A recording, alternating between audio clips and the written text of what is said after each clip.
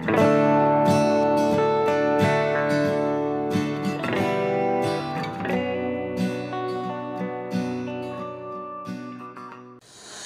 el Señor les bendiga, queridos amigos, queridos hermanos, estudiosos de la Biblia, de la teología. Bienvenidos a mi canal.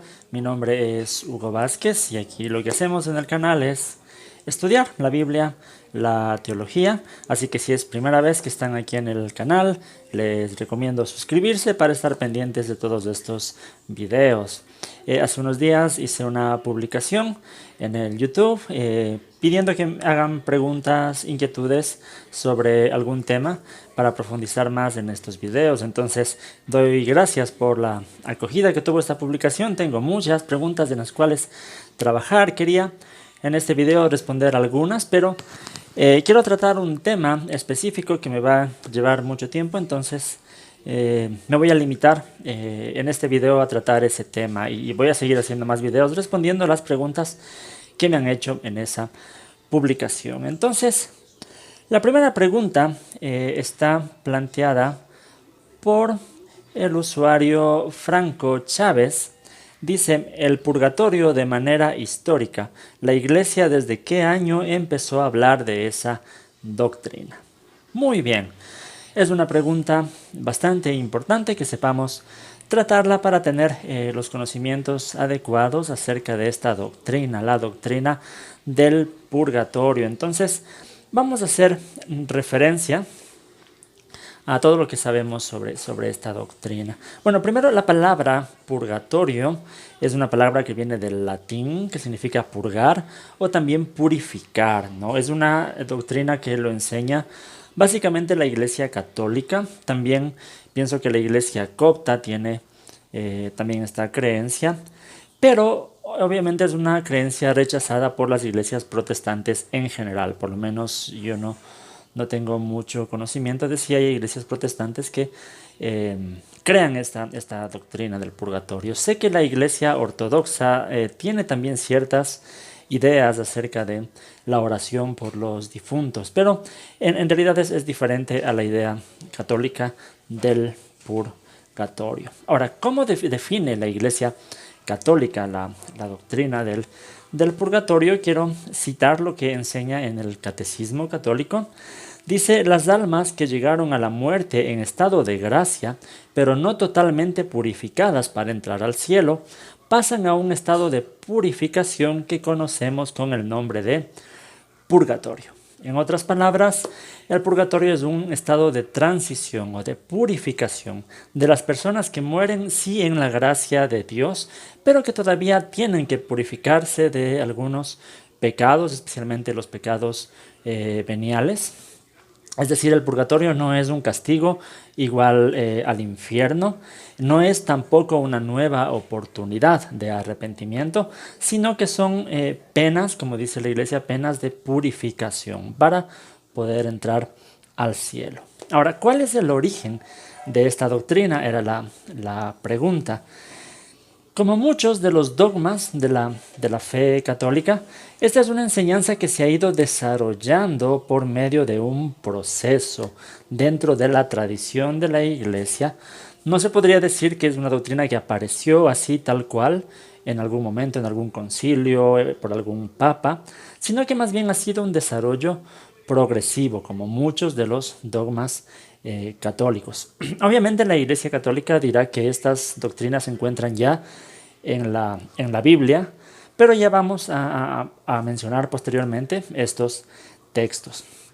Pero oficialmente, de manera oficial, en la Iglesia Católica se afirma la doctrina del purgatorio en los concilios, en el segundo concilio de León en 1272, en el concilio de Florencia también se reafirma en 1431, y se profundiza más esta doctrina en el concilio de Trento en 1545. Aunque, como digo, no es que ahí aparecieron las doctrinas, sino que ha sido un desarrollo de prácticamente toda la tradición de la iglesia. Incluso muchos sostienen que hay textos de los padres apostólicos ya que se podría citar a favor de la doctrina del purgatorio, aunque no son textos claros ni que hablen específicamente del purgatorio. Incluso el mismo Agustín de Hipona, que es un teólogo muy querido para nosotros los protestantes también, pero también de alguna forma menciona en algunos escritos la posibilidad de que haya como purificarse después de la muerte, pero obviamente son solo escritos no muy claros al respecto. Pero estas ideas influyeron más que nada en el Papa Gregorio. Bueno, y así sucesivamente esto pasó ya a los concilios que ya mencionamos, donde se afirma ya esta doctrina como un dogma de la Iglesia, la doctrina del purgatorio. Entonces no podríamos decir que aparece en una fecha exacta, sino que más bien es como fruto de un proceso que va dentro de la tradición. Bien, ahora tengo que decirlo, yo soy cristiano evangélico, soy de tradición protestante, entonces yo no creo en la doctrina del purgatorio. Y aquí sí vamos a hablar de eso. ¿Por qué no creo en el purgatorio? Voy a dar tres razones de por qué personalmente yo rechazo la doctrina del purgatorio. Lo primero es porque no es una idea que sale de la Biblia. Como cristiano evangélico, como cristiano protestante, creo en la doctrina de la sola escritura, es decir, que la Biblia es la única autoridad de fe y de conducta. Por tal razón, todo lo que se haya mencionado en la tradición puede tener cierto valor, pero no se compara la tradición con el valor que tiene la Biblia. Entonces, por eso, para justificar esta doctrina tenemos que hacerlo en la Biblia, no en la tradición. Bien, entonces, si hacemos una lectura sin ningún prejuicio doctrinal de la Biblia, no vamos a encontrar esta doctrina en ninguna parte, por lo menos de forma clara, no se encuentra.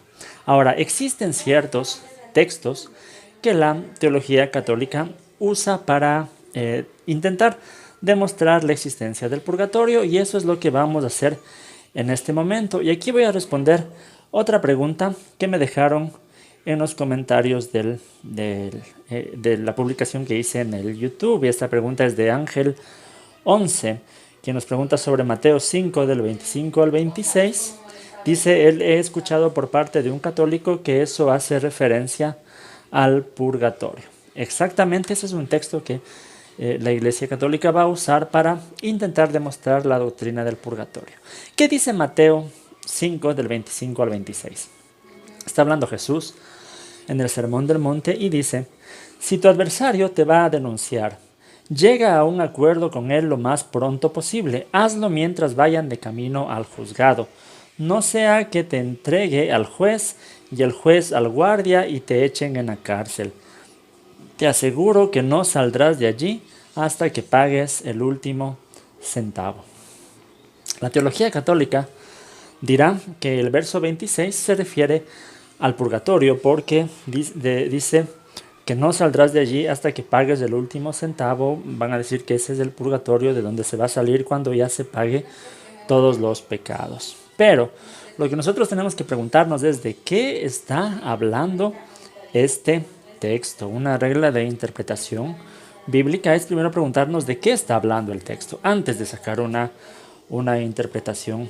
Nosotros les voy a dejar por aquí una tarjetita con los videos que he subido acerca de cómo interpretar la Biblia.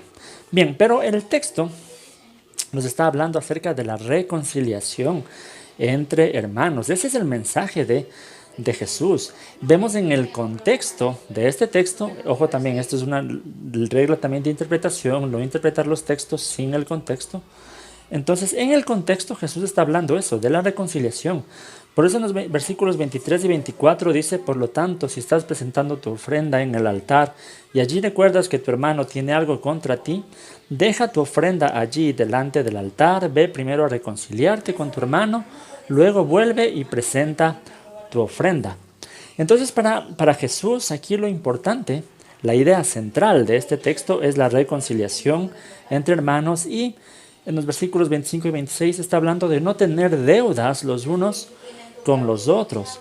Por eso es que él usa la comparación de que si tengo deudas para con alguien, con un hermano, este me puede meter en la cárcel hasta que pague mi deuda, pero la deuda que tengo con esta persona. Entonces, no podemos de aquí interpretar que se refiere a una deuda con Dios y que se refiere a pecados que tenemos que pagar después de nuestra muerte. Eso ya es ponerle nuestras ideas al texto, porque eso no sale del texto de ninguna manera. Es más bien está hablando de las deudas que tenemos entre hermanos, que no necesariamente son económicas, sino que también son a veces en sentido moral o si hemos ofendido.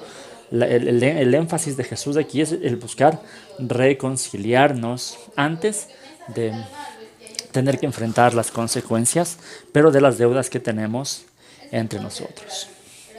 Incluso añadiría yo algo aquí, que según la doctrina católica, el purgatorio no es para pecados mortales, que sí nos dan el infierno, sino para pecados veniales, ya que en la doctrina católica también se hace esta distinción entre pecado mortal y pecado venial.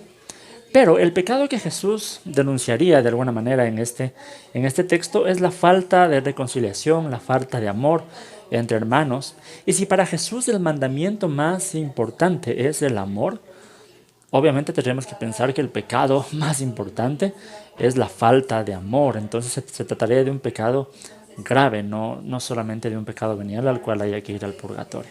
Pero en fin, como hemos visto, este texto no se refiere de ninguna manera al purgatorio.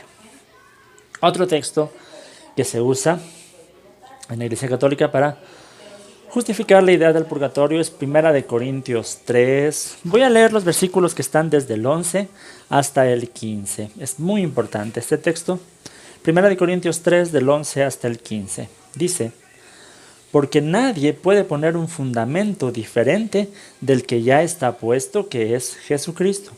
Si alguien construye sobre este fundamento, ya sea con oro, plata y piedras preciosas, o con madera, heno y paja, su obra se mostrará tal cual es, pues el día del juicio la dejará al descubierto.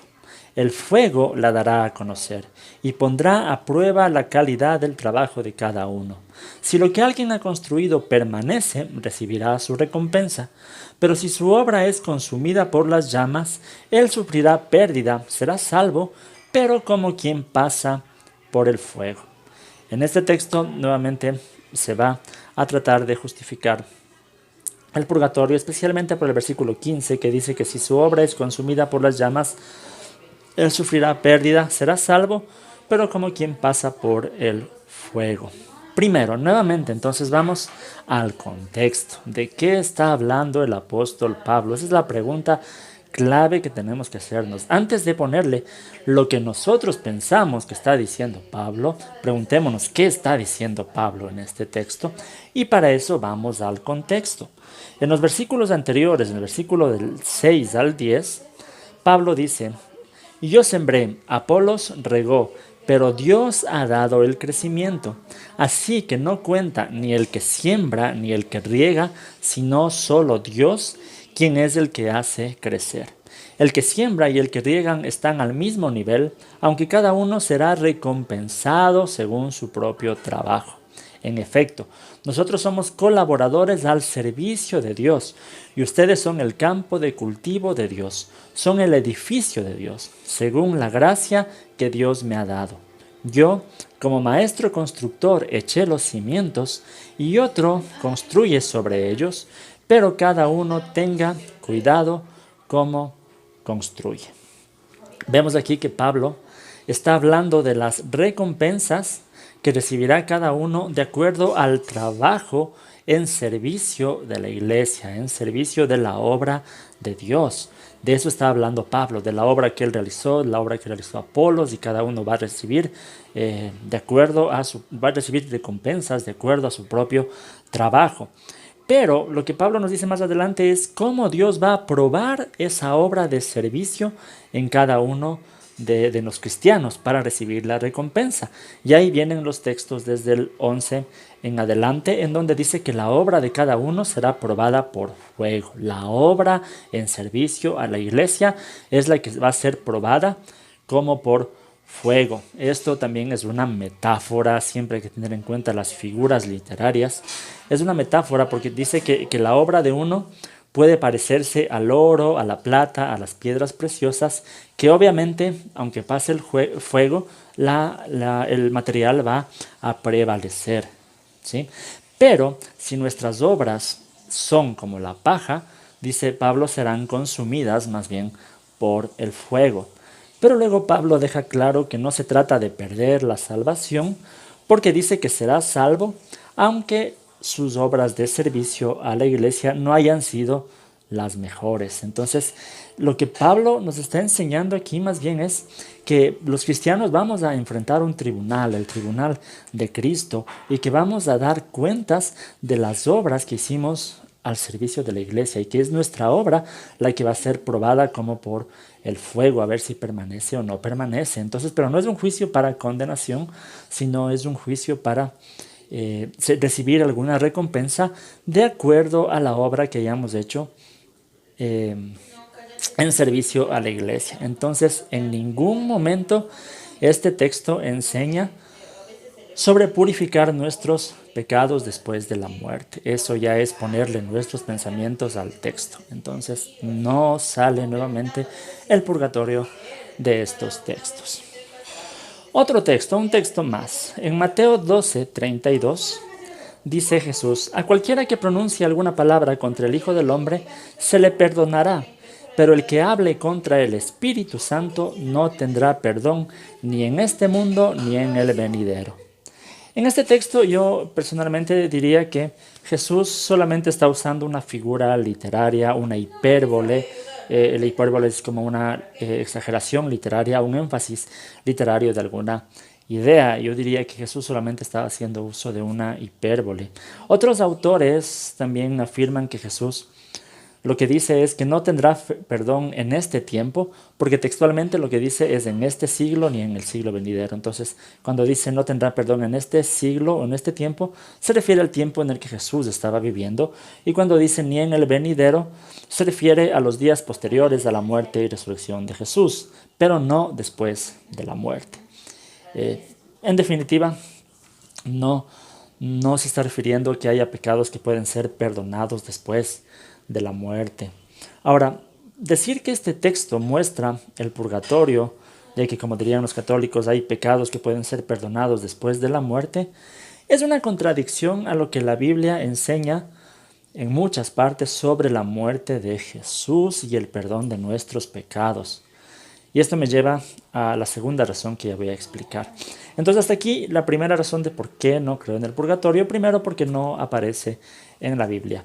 Hay otros textos que podría mencionar la Iglesia Católica, pero nacen de los libros en el Antiguo Testamento, lo que ellos conocen como deuterocanónicos, especialmente el libro de Macabeos. Entonces, por eso no voy a profundizar en eso, porque ahí entraríamos más bien al debate de por qué no creemos en ese tipo de libros, ¿no? Entonces tengo videos también que pueden consultar. No sé dónde están las tarjetitas, me confundí un poco, pero les voy a dejar una tarjetita para eso.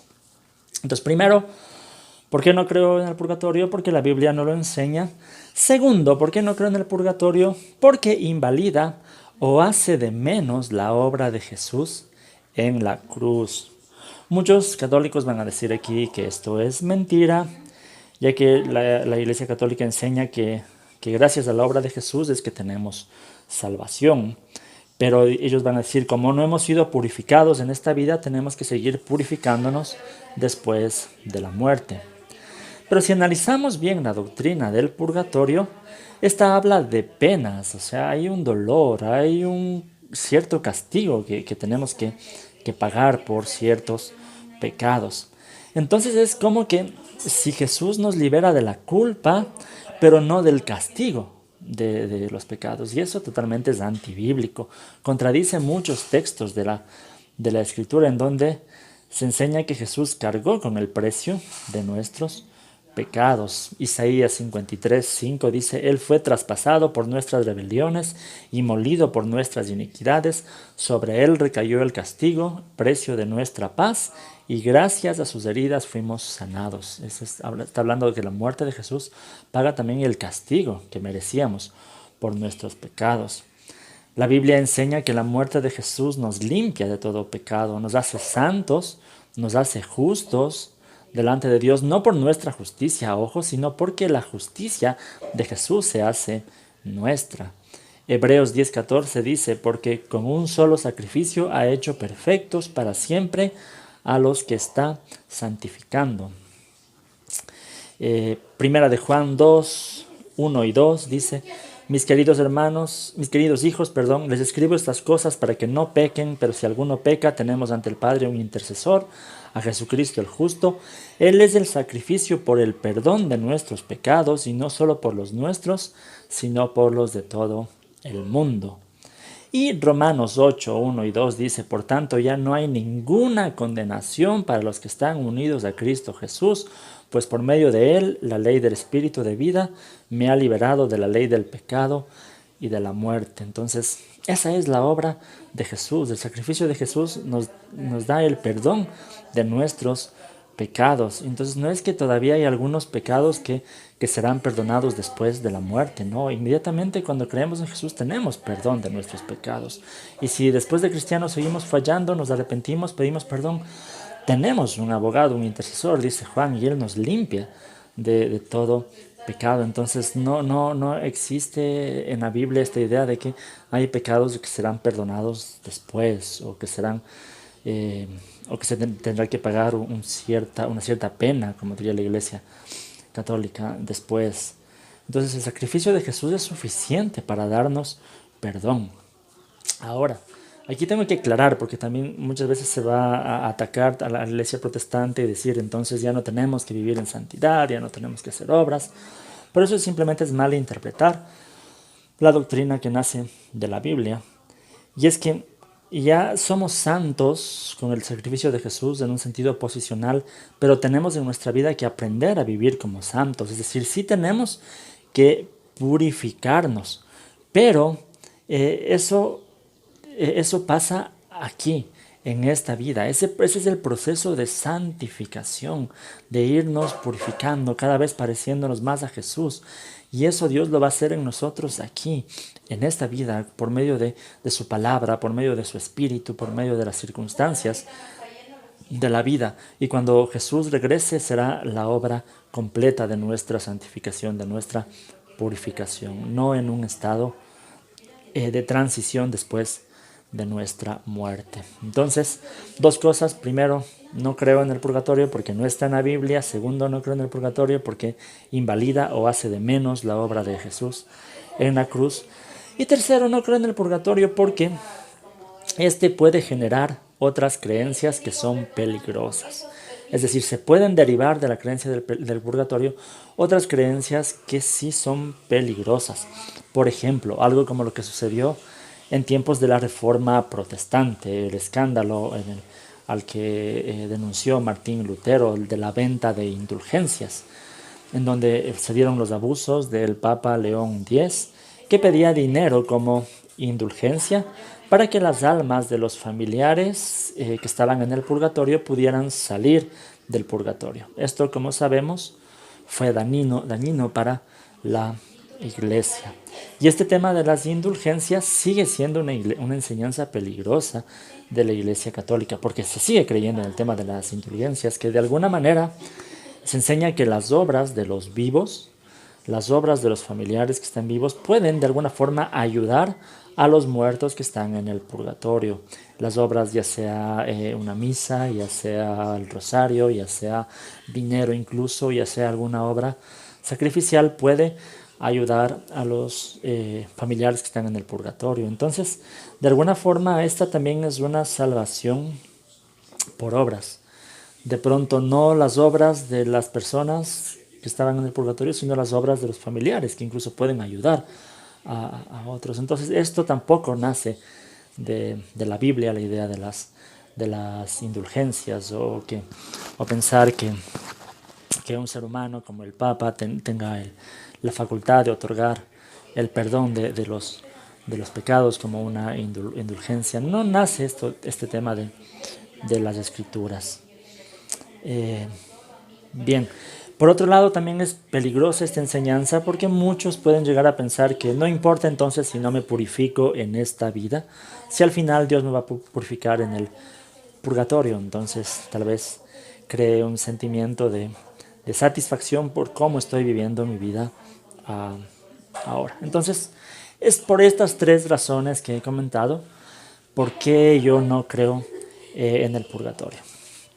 Ahora, quiero comentarlo. Yo sé que muchas personas que estarán viendo este video van a ser también católicos, que no van a estar de acuerdo. Y he tratado de manifestar todo mi punto de vista aquí con mucho respeto.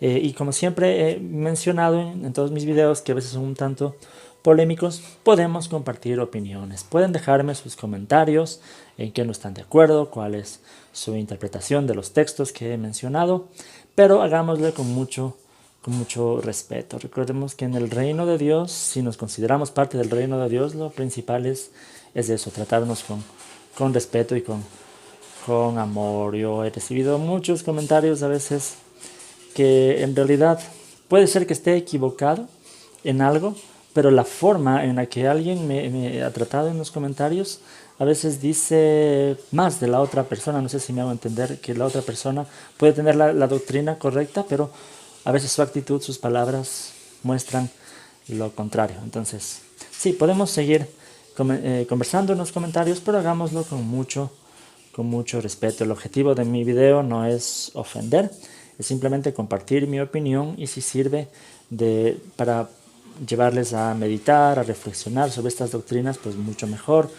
El objetivo siempre de mi canal es compartir información para la capacitación, edificación del reino de Dios. Es importante conocer estas cosas. Entonces déjenme sus comentarios, y si tal vez alguien ha tenido dudas sobre esto, sí, que este video o las cosas que he comentado aquí nos sirva para ir un poco más a la Biblia. Es en la Biblia donde tenemos que buscar la base de nuestra fe. Ahí encontramos al Jesús que ya pagó el precio de nuestros pecados, al Jesús que por medio de la fe nos limpia, por medio de la fe nos perdona, nos da salvación, nos hace santos, y por medio de esa misma fe durante toda esta vida nos irá purificando y cambiando nuestro corazón. Bien, este video sabía que iba a ser un poquito largo porque es muy profundo tratar estos temas, pero voy a seguir haciendo estos videos respondiendo las preguntas que están ahí en los comentarios de la publicación que hice. Hay una pregunta muy interesante de por qué ciertas iglesias protestantes bautizan niños, por ejemplo. Entonces vamos a topar un poco estos temas que son un poco polémicos. Entonces les invito a estar pendientes de estos videos que vamos a estar respondiendo estas preguntas. También estoy respondiendo en las historias de YouTube. Si ustedes van a las historias de YouTube, también estoy respondiendo algunas preguntas. Y es un poco más rápido, son videitos de 15 segundos que puedo ir haciendo, entonces, pero también pueden visitar las historias. Bien, gracias. Si es primera vez que están por aquí, suscríbanse al canal. Aquí lo que queremos es estudiar la Biblia y la teología. Síganme en las redes sociales como Cibersaulo, Facebook, Instagram, también las cuentas del ministerio como Todoteos. Visiten la página web todoteos.com. Ahora tenemos también la opción de ingresar a la Academia de Estudios Bíblicos en línea, Todoteos. Comenzamos ya esta academia con el primer curso de Doctrina Bíblica Básica. Les invito a inscribirse a este curso. Todos los enlaces están en la descripción de este video. Si ustedes quieren apoyar este ministerio, también en la descripción del video están muchos enlaces de cómo pueden aportar. Entonces, sí, gracias por estar siempre pendientes. Les voy a dejar aquí unas 2 sugerencias que según YouTube les interesaría ver, y les voy a dejar el enlace para que se suscriban aquí al canal. Muchas gracias, que el Señor les bendiga.